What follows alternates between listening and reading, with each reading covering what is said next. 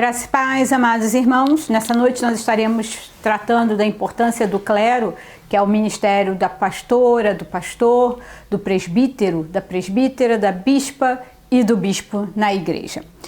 E vamos estar lendo a carta de 1 Pedro, capítulo de número 5, versículos de 1 a 4. Mas antes vamos falar com o nosso Deus. Paizinho querido, te louvamos e te bendizemos pela tua bondade e fidelidade. Te agradecemos por esse dia maravilhoso que o Senhor nos deu, pelos livramentos e pelas vitórias. Rogamos por aqueles que estão enfermos, que nessa hora a tua mão de poder e graça esteja sobre a vida deles, restaurando a saúde. Aqueles que estão desanimados e abatidos, que o Senhor possa renovar o vigor, as forças e os colocá-los outra vez de pé. E nesse momento que vamos nos debruçar sobre a tua palavra, traga clareza para que nós possamos compreender a tua palavra e viver segundo o teu propósito e o teu chamado para as nossas vidas. Assim nós oramos em nome de Jesus. Amém. Vamos estar abrindo então em 1 Pedro, capítulo de número 5, versículo de 1 a 4, que diz assim: Rogo, pois, aos presbíteros que há entre vós, eu, presbítero como eles, e testemunha dos sofrimentos de Cristo, e ainda co-participante da glória que há de ser revelada, pastorei o rebanho de Deus que há entre vós, não por constrangimento, mas espontaneamente, como Deus quer, nem por sórdida ganância, mas de boa vontade, nem como dominadores dos que vos foram confiados, antes tornando-vos modelos de rebanho. Ora, logo que o Supremo Pastor se manifestar, recebereis a imarcessível coroa de glória. Palavra de salvação. Então, nós falamos na semana passada sobre a importância do laicato e hoje nós vamos estar falando da importância do clero. Ambos são extremamente importantes na caminhada da igreja e nós precisamos ter muito claro isso, porque Deus chama a cada um de nós, Deus tem um propósito para a vida de cada um de nós e Ele distribui os seus dons e os seus talentos a cada um de nós para que nós possamos exercer no ministério, no serviço que o Senhor tem confiado à sua igreja. E a igreja é a reunião dos santos, de todos nós que estamos ali para servir ao Senhor. Nós também já trabalhamos que no corpo todos nós somos extremamente necessários. Eu não posso abrir mão do meu braço, da minha perna, assim como o meu braço ou a minha perna separada do corpo não faz parte do corpo, porque o braço ele não vai conseguir se movimentar se ele não estiver preso ao corpo. Então nós precisamos entender que tudo que está no corpo, cada um de nós, cada um dos seus membros, são extremamente importantes. Então não há aquele que é de extrema importância e o outro desprezível. Não, cada um tem a sua importância e a sua necessidade no corpo. E aí, quando nós olhamos para essa carta, nós vamos entender que Pedro está falando para a igreja, em especial ao ministério pastoral, dizendo que o caráter, a fidelidade, o zelo, o compromisso faz parte vamos dizer, da personalidade, do chamado daquele que serve ao Senhor. E isso não serve somente para o ministério pastoral, mas todo servo de Deus, todo homem e mulher que recebeu Jesus Cristo como Senhor e Salvador, precisa ter um caráter íntegro, não ser fragmentado.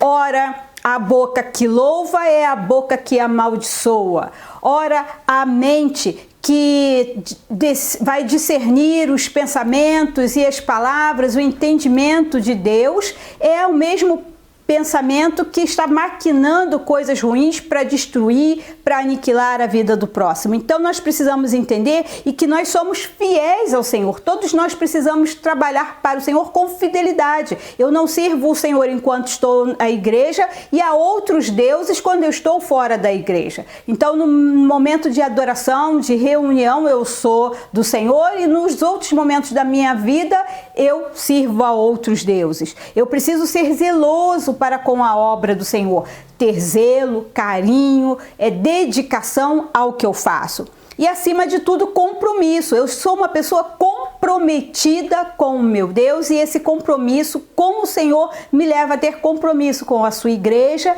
e com as pessoas e com o reino do Senhor. Então nós precisamos entender que não só essas habilidades que vai fazer de mim uma pastora, mas é o que? A santidade de sua vida e as virtudes que ela possui. Então nós precisamos entender isso. A vocação pastoral, ela nasce da convicção do chamado. Então o pastor, a pastora, ela precisa ter essa convicção do chamado. Eu costumo dizer que muitas pessoas que estão aí se dizendo pastores, eles não ouviram o seu nome. Eles ouviram psiu, psiu, psiu. Né? E por vários motivos e inclinações se deixaram levar por esse caminho. E você percebe que o seu chamado muitas vezes não é frutífero exatamente por causa disso, porque ele não tem essa convicção de que foi realmente, verdadeiramente chamado pelo Senhor. Então, é o Senhor que chama, é Ele que faz o chamado. E quem exerce precisa fazer não por pressão da comunidade ou por necessidade oculta de uma função, porque muitas vezes as pessoas ficam, você tem chamado para o ministério pastoral, você parece um pastor, porque você prega bem, então você tem uma boa dicção, você tem um bom raciocínio, você consegue ter uma boa clareza da palavra e passar isso com tranquilidade, e às vezes as pessoas acham que por conta disso você tem um chamado para ser pastor. Às vezes porque você se relaciona bem com as pessoas, você é muito comunicativo, mas nós precisamos entender que o chamado não vem através daquilo que os outros pensam a nosso respeito, mas sim quando o Senhor confirma isso no nosso coração. Quando nós entendemos que Ele está nos requisitando para essa tarefa, para esse ministério. Então, você precisa ter esse entendimento, que o pastor ele precisa ter clareza e convicção do seu chamado. E não por necessidade, porque está faltando, então eu vou me candidatar a pastor porque está faltando pastor no mercado, então eu vou ser um pastor porque está faltando pastor no mercado. Mas é uma resposta, ela precisa vir, você compreender o chamado, isso precisa vir como uma resposta ao chamado do Senhor de forma livre, sem pressão, entendendo a missão e a responsabilidade que ela é. E outra coisa muito importante é que o ministério pastoral ele precisa ser exercido com alegria e leveza. Se tem uma coisa que eu aprendi quando eu fazia ainda o meu pré-teológico, hoje é chamado de POV, né? Programa de Orientação Vocacional, que eu lembro da fala de um professor, ele dizia que o dia que nós perdermos a alegria de exercer o ministério pastoral, nesse dia é dia de nós entregarmos as nossas credenciais. Por quê? Porque o ministério pastoral não pode ser algo que você exerce com dor, com sofrimento, com pesar. Não que você não vai ter lutas e dificuldades no caminho, faz parte da caminhada, da trajetória, as lutas, as dificuldades, mas eu não posso trazer essa dor, esse peso, como um fardo, algo muito custoso que vai me debilitando, vai minando a minha alegria, o meu prazer. Quando eu passo a ir à igreja, passar a ir à igreja se torna um sacrifício, é algo doído, porque tem algo muito errado acontecendo na minha trajetória, no exercício do ministério. Então a gente precisa rever o nosso posicionamento.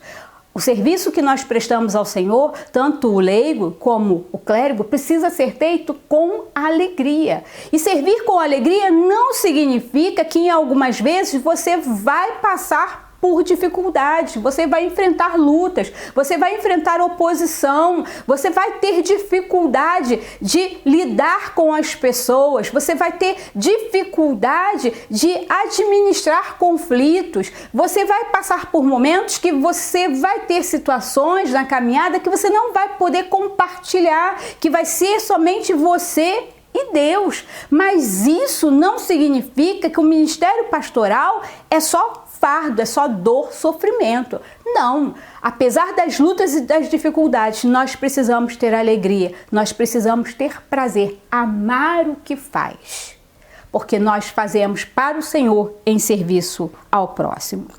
Outra questão que o texto que nós acabamos de ler nos traz, que o ministério pastoral, ele não pode ser exercido por ganância, mas por boa vontade. A palavra de Deus deixa muito claro que o trabalhador, ele é digno do seu salário. Então, o pastor, a pastora, ele é digno de receber o seu subsídio, mas ele não tem no subsídio o fim. Não é o objetivo final dele, não é receber o subsídio pastoral no final do mês ou no começo do mês. Não é essa a questão. Ele vai fazer ainda que não chegue no final do mês, porque a alegria dele, o prazer dele e a motivação dele não está no salário. Então a gente precisa também entender isso. E a igreja também precisa entender que ela precisa fazer isso, colaborar, entregar o subsídio, pagar o subsídio ao pastor, ofertar ao pastor o subsídio com alegria, entendendo a importância do serviço do pastor para a vida e a caminhada da igreja. Quantas vezes, eu acho muito interessante que eu sempre digo, eu sou uma pastora de tempo, de categoria, né, parcial, mas de dedicação exclusiva. Eu me dedico exclusivamente. E às vezes, quando eu falo, não, porque eu fui no trabalho ontem, não, mas eu estava na reunião de oração, mas eu estava também lá no mutirão, eu também estava, não sei. Aí o pessoal olha assim, você é de tempo integral? Eu falo, não. Aí as pessoas ficam, abismadas, né? Mas é o que eu sempre digo, eu faço isso porque eu tenho prazer, porque eu tenho alegria em servir ao Senhor. Porque se a gente fosse colocar na ponta do lápis, muitas vezes não compensaria. Muitas vezes o subsídio que um pastor recebe não paga nem a condução dele para estar em todas essas atividades. Mas você pensa que ele está fazendo, não que ele não precise dos recursos financeiros? Sim, ele precisa do recurso financeiro, sim, a igreja deve ter esse cuidado, a igreja deve ter essa sensibilidade, a igreja deve estar atenta a essas questões, mas você também precisa entender que ele faz por amor e ele precisa fazer por amor e isso precisa ficar muito claro. E não é porque eu recebo por amor, o que ele faz com amor, que eu não tenho compromisso e responsabilidade para com a vida do pastor e da pastora. Então guarde isso no seu coração também, porque nós precisamos entender isso. Isso é uma via de mão dupla. E nós vamos ver que não é raro encontrar, né, no ministério pastoral, pessoas que usam sua posição de liderança para controlar e dominar pessoas. Eu acho muito interessante que tem alguns colegas que não, na minha igreja eu mando e o restante obedece.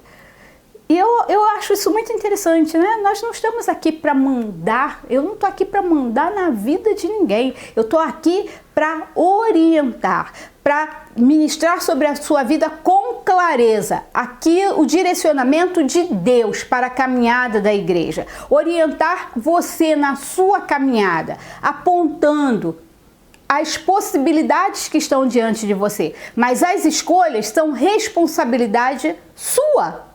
Eu posso dizer te orientar, mas quem toma a decisão é você. Quem vai prestar conta é você.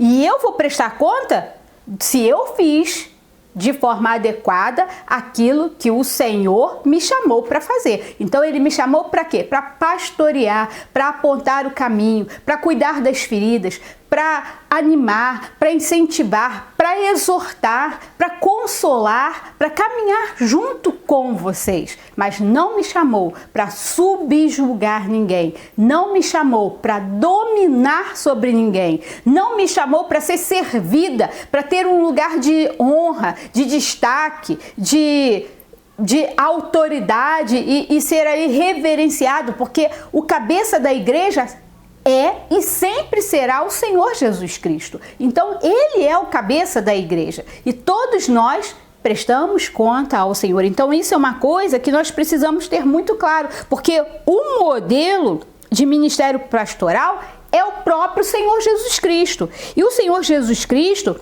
ao invés do controle e do domínio, ele seguiu o caminho fundamentado no quê? No serviço. E um serviço em amor ao próximo. Então, o caminho da afetividade, do cuidado, né? E é isso que o Senhor nos chama a fazer. O ministério clérigo na igreja é o próprio Senhor Jesus, o supremo pastor. Ele é o pastor supremo, o pastor das nossas vidas, o pastor que nos conduz.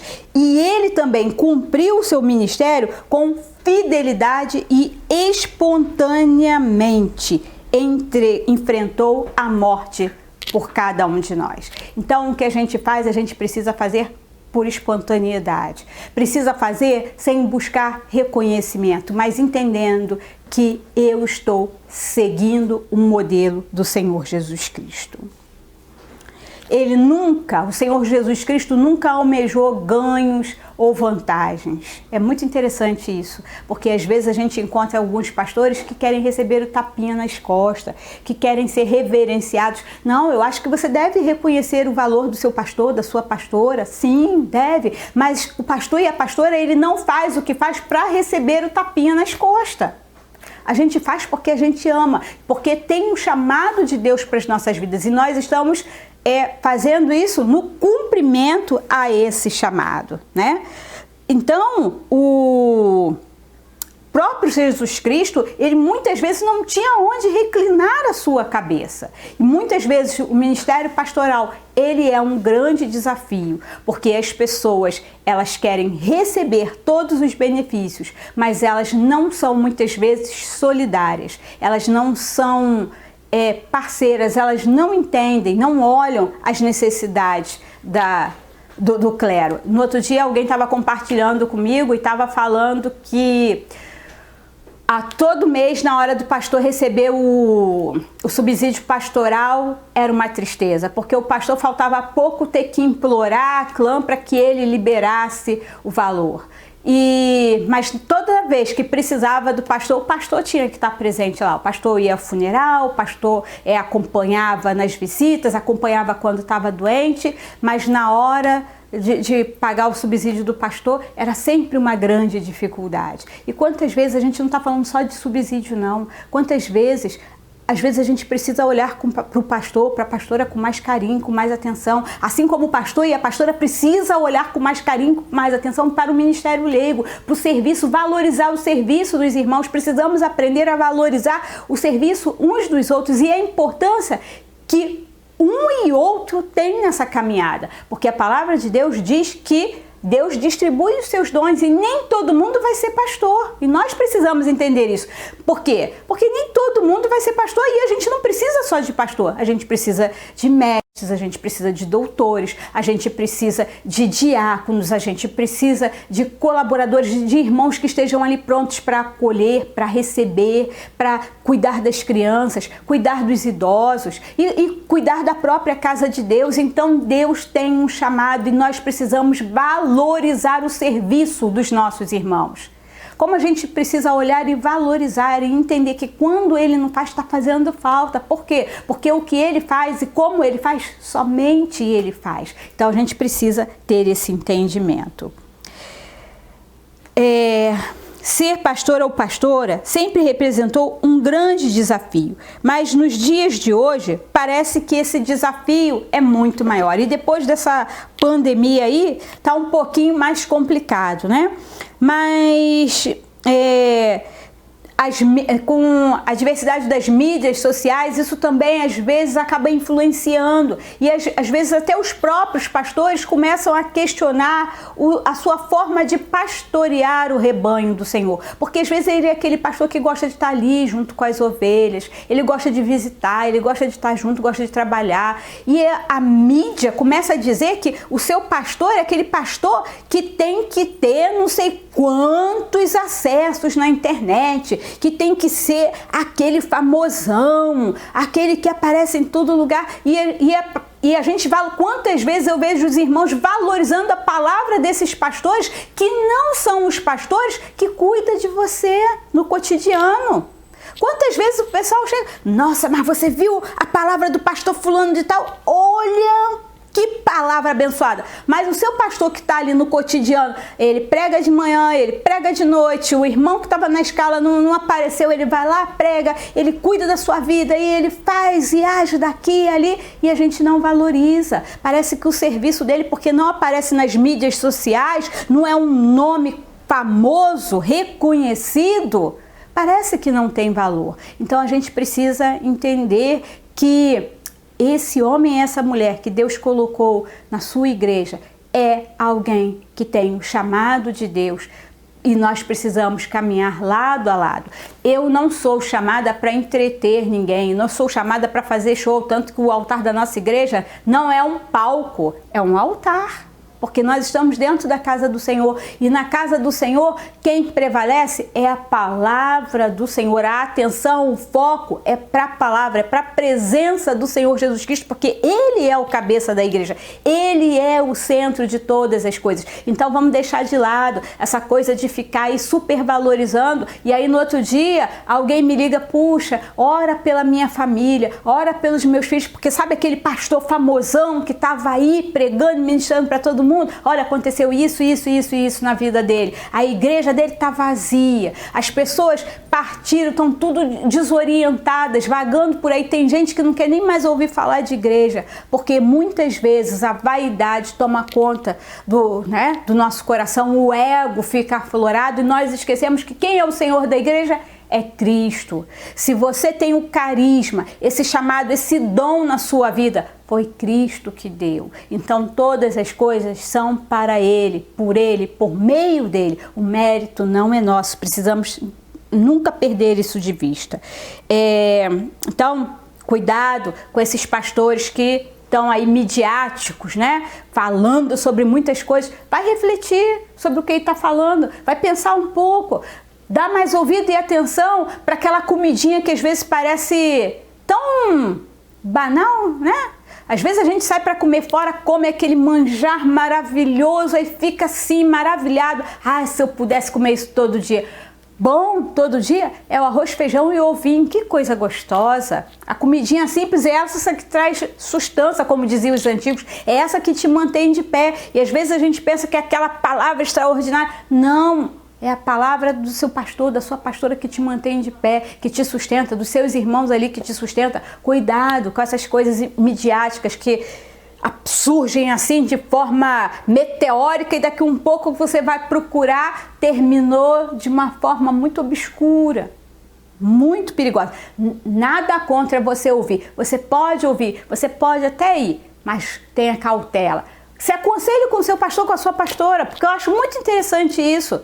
Porque na hora de ir, ninguém pergunta o pastor e a pastora se pode ir. Mas na hora que vai e recebe uma palavra de maldição, uma palavra que confunde, que traz problema, aí volta correndo para o pastor e para a pastora que está lá no dia a dia e que você às vezes nem valoriza.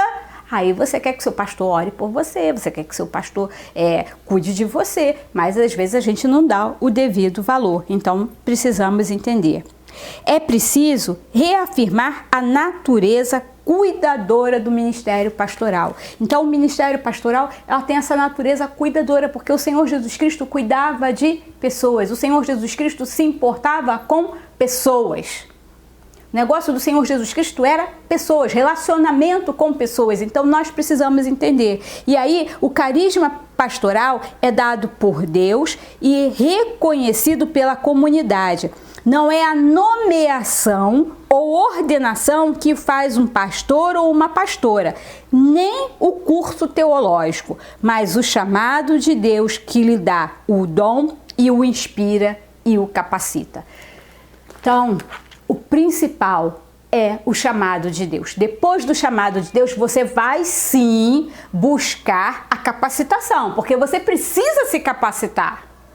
Você precisa entender que se Deus te deu um dom, você precisa adquirir os meios de executar esse dom da melhor maneira possível. Então não basta também você ter um chamado e não estudar, porque você vai ser um pastor medíocre. Não vai desenvolver o seu chamado em toda a potencialidade que Deus preparou para você. Por quê? Porque você não quer buscar a capacitação. Mas nós precisamos entender que, acima de tudo, eu preciso ter o carisma pastoral, o dom pastoral, o chamado de Deus para a minha vida. E que nós dois juntos, o leigo e o clérigo, precisam trabalhar para o crescimento do reino de Deus. Amém? Vamos estar orando nesse momento. Paizinho querido, muito obrigado, porque o Senhor tem chamado a cada dia homens e mulheres para fazer a tua obra. Muito obrigado, porque o Senhor tem nos capacitado e cada um, dentro do chamado específico que temos, ajuda-nos, Senhor, a trabalhar em unidade para o crescimento da tua igreja. Assim nós oramos e já te agradecemos, em nome de Jesus. Amém. Que Deus nos abençoe.